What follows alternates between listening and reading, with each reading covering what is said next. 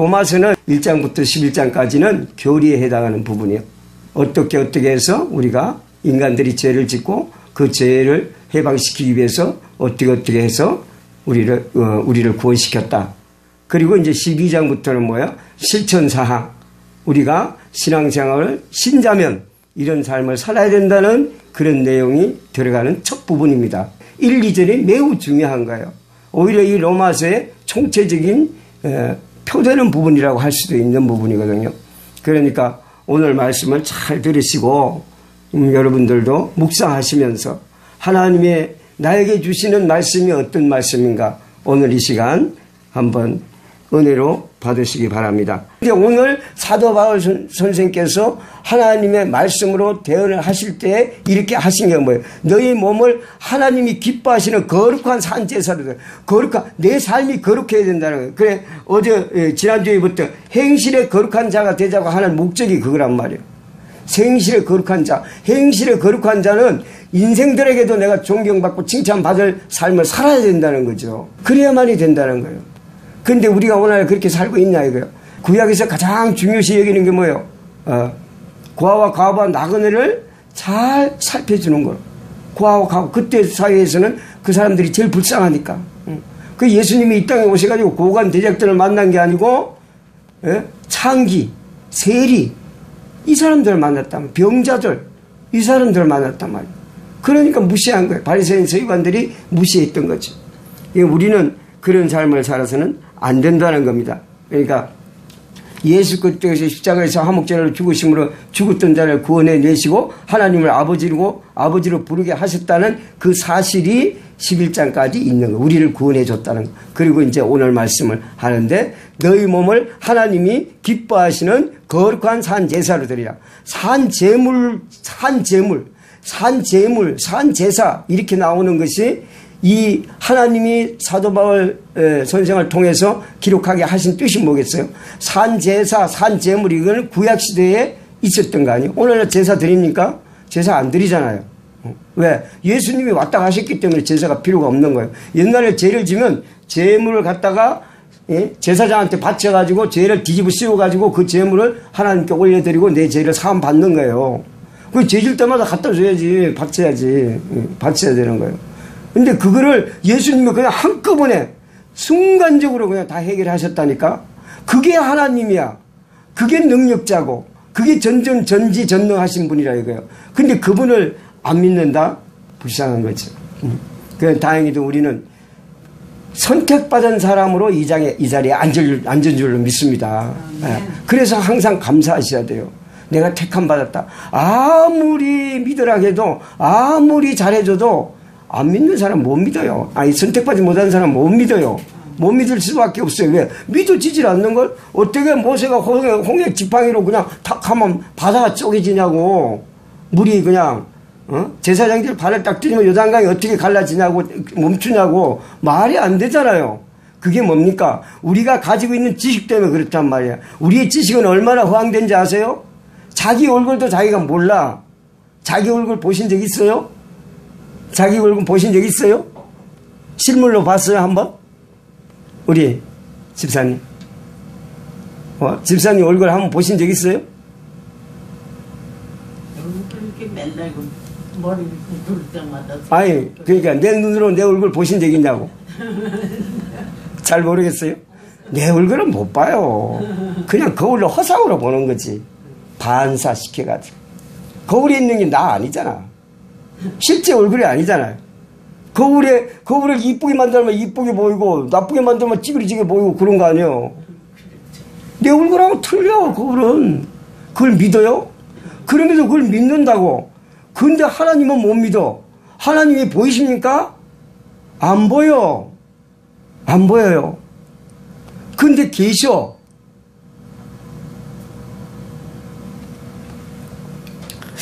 예, 그러므로 이 말이 참 굉장히 중요하다는 걸 말씀드렸어요. 그리고,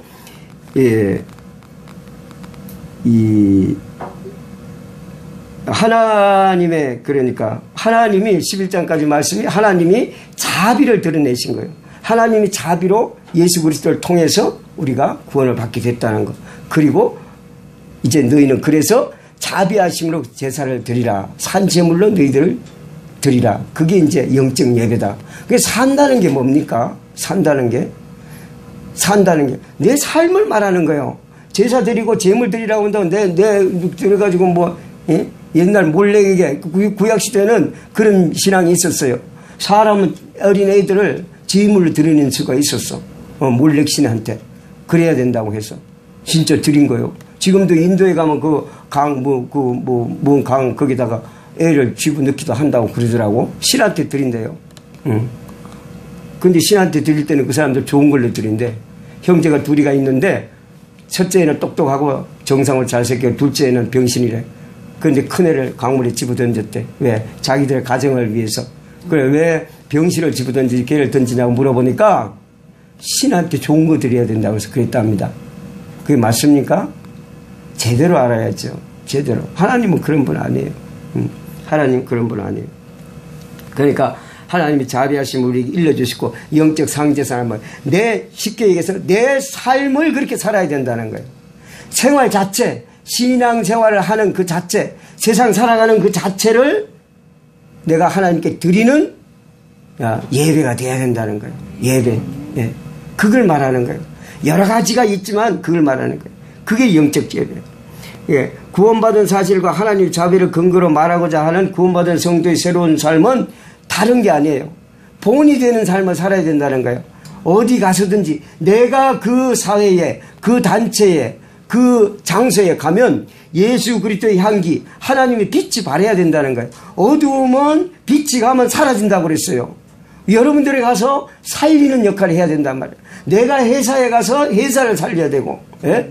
내가 그 가정에 가서 가정을 살려야 되고, 내가 그 교회에 가면 교회가 살아나야 되고, 그래야 된단 말이에요. 영적 예배를 말씀드리다가 재물 얘기를 했습니다. 그 재물이 우리는 내 몸을 바쳐서 불살라서 제단 위에 드리라는 게 아니고 내 삶이 그렇게 사라져야 된다는 것을 말씀드리는 겁니다. 지금은 우리가 예수 그리스도 때문에 예수님이 그래서 구약이 39권은 되는데 그 구약 39권 1734쪽이 다 예수 그리스도가 이루 놓으셨다는 거예요. 예? 그래가지고 신약 423쪽을 완성하셨다는 거야. 그러니까 우리는 예수님 때문에 얼마나 편한 신앙생활하고 얼마나 편하게 살아갈 수 있느냐 이거예요. 그러니까 하나님을 알되 잘못 알면 안 되는 거예요. 예수를 알되 잘못 알면 안 되는 거예요. 처음부터 이렇게 기초부터 잘 다져가야 되는 것입니다. 그러면 영적 예배 그러면 의미는 뭐고 목적은 뭔가? 우리 몸을 거룩한 산 제물로 드리는 영적인 예배는 구체적으로 뭘 말하는 건가? 로마서 이제 12장 2절에 이제 그걸 설명하고 있어요. 2절은 뭐냐 하면 1절을 일종의 말하자면 보완하는 거예요. 보완. 뭐라고 했습니까? 너희는 이 세대를 본받지 말고 오직 마음을 새롭게 함으로 변화를 받아 하나님의 선하시고 기뻐하시고 온전하신 뜻이 무엇인지 분별하도록 하라. 크게 여기서 세 가지가 나오죠. 예. 첫째는 분별할 줄 알아야 돼. 분별을 할 줄 알아야 돼. 분별. 굉장히 중요한 거예요. 내가 목사다 그러면 목사가 뭔지 분별할 줄 알아야 돼. 그리고 성도다 그러면 성도가 뭔지 분별할 줄 알아야 돼. 그걸 알아야 돼요. 그렇지 못하면 천방지축으로 살 수밖에 없어요. 그러니까 항상 깨어있으라는 말이 뭐예요? 곤두세우고 살아라는 거예요. 여러분들이 사시면서 이런 마음으로 어떤 일을 해보셨습니까? 일도 마찬가지로 믿음만 제가 강조하는 것 같지만 믿음뿐만이 아니라 세상 살아가는 데도 똑같아요. 방법이. 그런 식으로 살아야 되는 거예요. 그러면 성공하게 돼 있다는 거예요. 성공한 사람들이 7가지 습관이라는 거 읽어보셨어요? 그게 읽어보시면 공통된 게 있어요. 공통된 게. 그런 각오로 내가 살아가야 되는 거예요. 물론 안 될 수도 있지. 안 될 수도 있는 것은 왜 안 될 수도 있는가? 하나님의 뜻이 아니면 안 되는 거예요. 하나님의 뜻이 아니면. 그러니까 우리가 구할 때도 중언부언 하지 말고 내 소욕대로 구하지 말라는 기도도 거기에서 나오는 거예요. 거기에서. 왜? 하나님 뜻은, 마태복음에서 말씀하시는 게 그 말씀이 굉장히 중요해요. 너희는 그의 나라와 그 일을 구하는 그 말씀이, 33절 말씀이 다른 게 아니에요. 하나님의 뜻을 구하는 거예요. 그리고 하나님의 나라를 구하는 거예요. 하나님의 나라는 뭡니까? 하나님이 내 안에 들어오시는 걸 말하는 거예요. 하나님 나라를 구하라 이게요. 하나님이 들어오시면 되잖아. 근데 우리는 예수를 믿고 예수 성령을 받아서 예수님 내 안에 왔다고 시인을 하면서도 그걸 느끼지를 못하고 사는 거예요. 예수는 딴 데 모셔놓고 자기 생활을 하는 거죠. 예수님이 나한테 와 계시는데 그걸 모르는 거야. 성령을 받았음에도 불구하고 성령을 받았는지 안 받았는지도 모르는 거야. 그러니까 이단으로 넘어갈 수밖에 없죠. 성령은요, 순간적으로, 일시에, 단회적으로 딱 들어오는 거예요, 그냥. 언제? 내가 예수 그리스도를 믿고, 뭘로 믿느냐? 나를 구원해 주신 예수가 나의 구세주다. 그리고 그분의 아버지가 하나님이다. 하나님이 그분이 보냈다. 그리고 십자가에 돌아가 죽으셨다. 죽고 3일 만에 다시 살아나셨다. 부활하셨다. 그리고 장차 하늘에 올라가셨다가 장차 다시 오신다. 그 예수를 나는 믿고 앞으로 그렇게 살아가겠습니다. 도와주세요. 하면 즉시 예수님의 신이 나한테 들어온다고. 영이. 그러면 성령을 받은 거예요. 예수 영이 성령이야. 예? 하나님이 영이 성령이라고요. 들어오시는 거예요. 그러면 그분을 활동하게끔 내가 만들어줘야지. 그 삶을 안 사니까 기적이 안 일어나는 거예요. 그 삶을 안 사니까 복이 안 오는 거예요. 복복복 하지 말고 내 안에 계시는 하나님을 잘 활용을 하시라고. 그러니까 그냥 도깨비방망이처럼 뚝딱 하나님 뭐 주세요.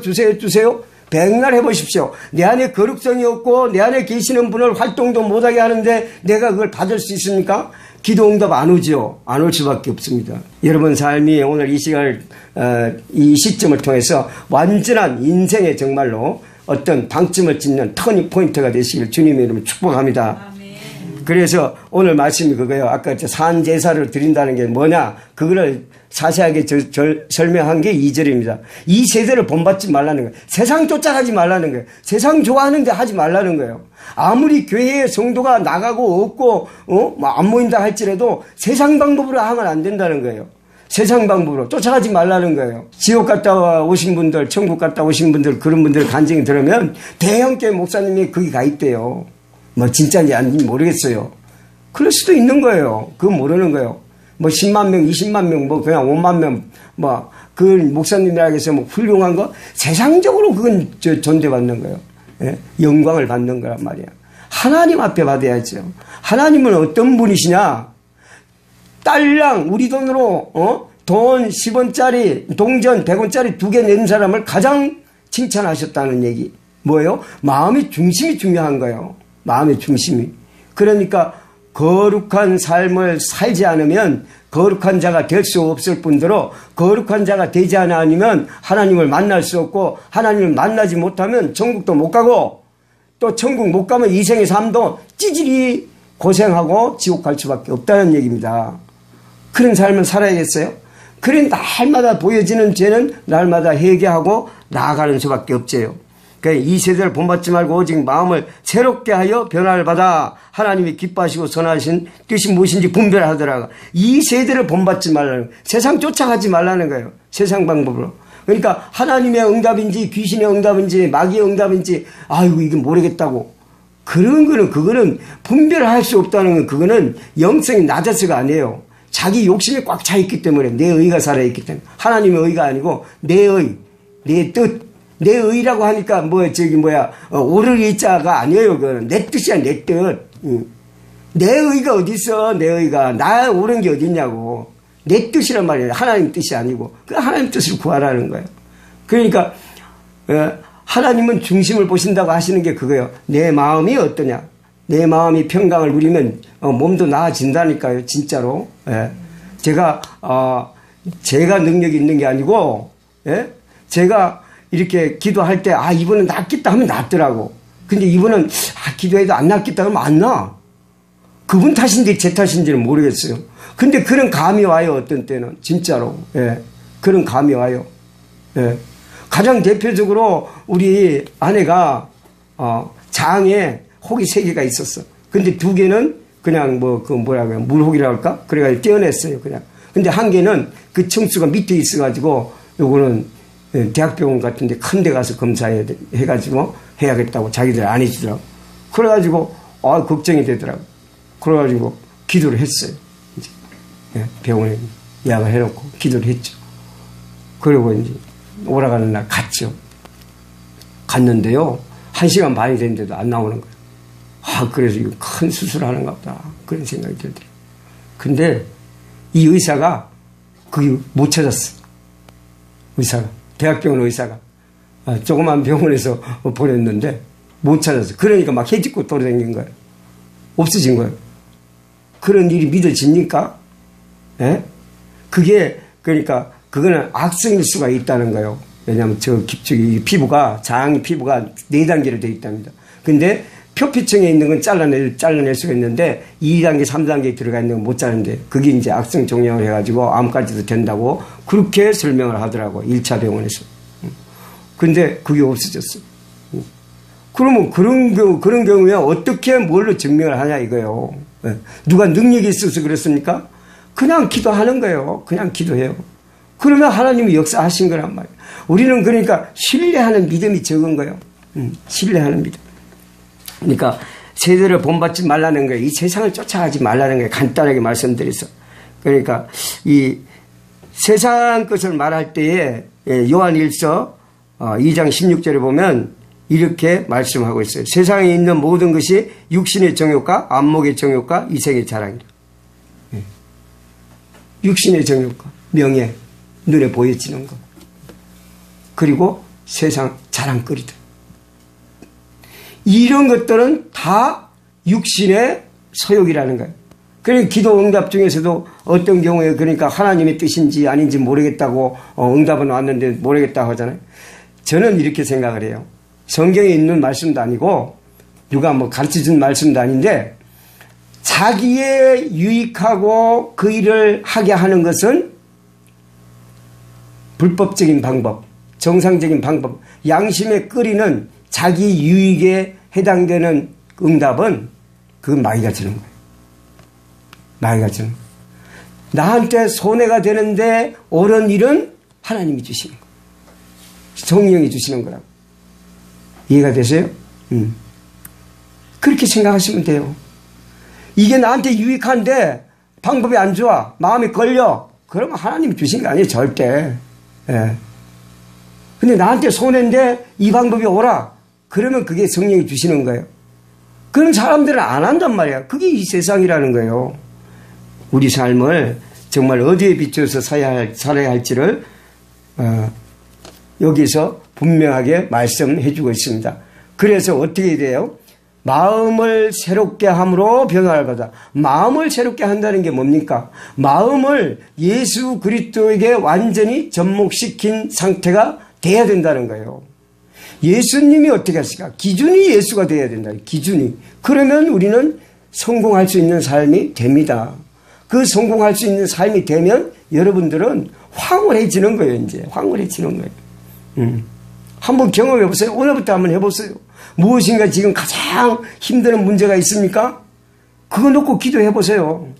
기도하시면서 그냥 달라고 하지 말고 이 문제가 나에게 온 뜻이 뭡니까? 그것부터 물으라고. 하나님한테. 왜 나에게 이 문제를 주셨습니까? 기쁘면, 기쁜 일이면 감사하시면 돼요. 하나님 이렇게 해주셔서 감사합니다. 감사를 놓치지 말고 감사합니다 하고, 어려운 일이라 이거 내 생각은 전혀 반대로 나왔어. 나를 모함하고 막 날 전혀 반대로 나한테 손해보게 하고, 그러면 이 일이 왜 나한테 왔습니까를 하나님께 물어보시라고요. 그러면 감동이 온다니까. 그러면 감동이 뭐냐? 내 죄하고 반드시 연결되어 있다. 그게. 예? 그러면 그 죄를 회개하면 되는 거예요. 회개하면 하나님이 풀어주시는 거예요. 그것도. 해보십시오. 예, 해보시라고. 진짜로.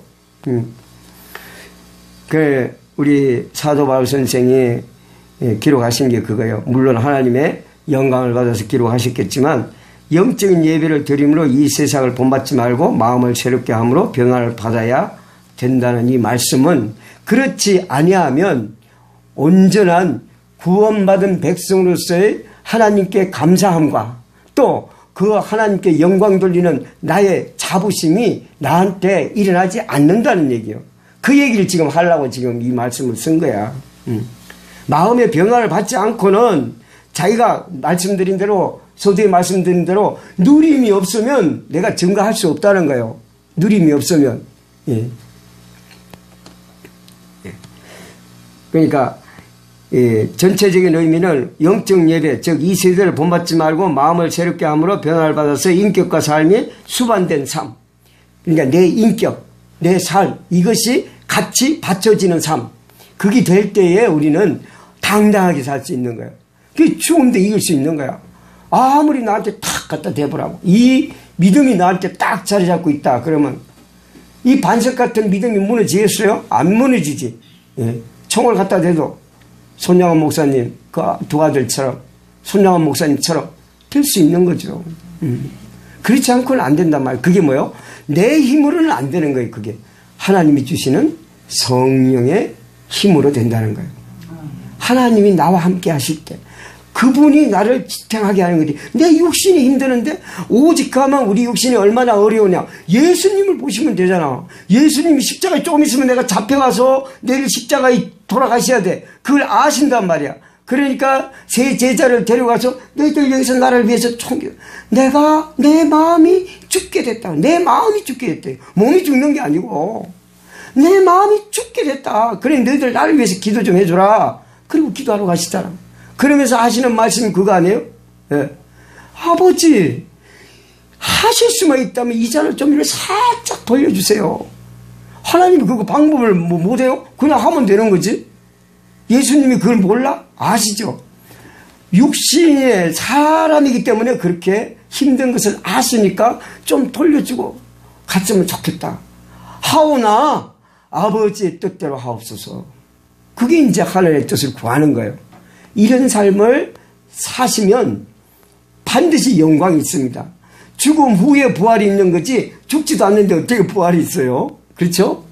죽음 후에 부활이 있는 거예요. 그러면 내가 예수 그리스도를 참맛을 보려면 내가 죽어야 된다니까. 무엇을 죽어야 되겠어요? 육신이 죽으면 끝인데 그걸 말하는 게 아니고 내 뜻을 죽이라는 거예요. 내 뜻. 그러면 복받은 삶이 지속되게 돼 있다는 말씀. 그러면 천국은 당연히 내 거예요. 그러면 이 땅에서도 복이 된다는 거예요. 그게 복이 되는 거예요. 왜? 천국에 거는 이 땅에 내가 산 그거 가지고 상급받고 천국 가고 상급받는 거니까 이 땅의 삶이 일일이 즐기는 삶을 살지 않았으면 천국에 상급 없습니다. 바라보지 마세요. 뭐 헌금 조금 하고 봉사 조금 했다고 그거 가지고 상급받을 것 같아요? 아니에요. 그거 아니에요. 봉사할 때도 자기 의의가 얼마나 나타나요? 나는 이 청소하는데 한 사람도 도와주는 사람이 없어. 그거 상 없어요. 백날 첫날 해도 그냥 즐거운 마음을 해야 돼. 즐거운 마음. 11조가 중요한 게 아니에요. 11조 안 내도 천국 갈 수 있어. 하지만 왜 내요? 하나님 사랑하고 하나님 집이 운영돼야 되고 하니까 안 낼 수가 없는 거야. 헌금 안 할 수가 없는 거야. 왜? 기쁜데 안 해? 저를 진짜 막 하고 싶어. 근데 이제 형편이 안 되면 못 하는 거예요. 그렇지 않습니까? 누가 강요한다고 해서 하면 그거 아무 상관없어요. 100억을 내도 그거는 하나님을 안 받으세요. 그냥 그 교회만 좋아지고 목사만 좋아지는 거지. 그러니까 이 진리를 알고 하면 그때에 하나님이 나를 들어쓰시고 그때에 나를 하나님이 높은 자리에 앉혀주신다는 거야. 오직 아마 예수님이 이런 말씀하셨어요. 너희가 높아지고자 하느냐? 그럼 뭐라고 말씀하셨어요? 예? 높아지고자 하면 뭐라고 했어요? 예수님. 그렇죠.